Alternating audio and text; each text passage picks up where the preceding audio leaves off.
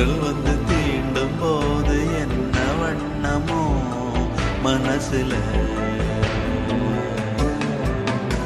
திங்கள் வந்து காயும் போது என்ன வண்ணமோ நினப்புல,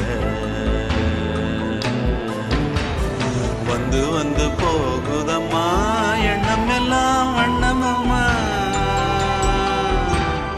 எண்ணங்களுக்கு ஏத்தபடி வண்ணம் எல்லாம் மாறுமம்மா.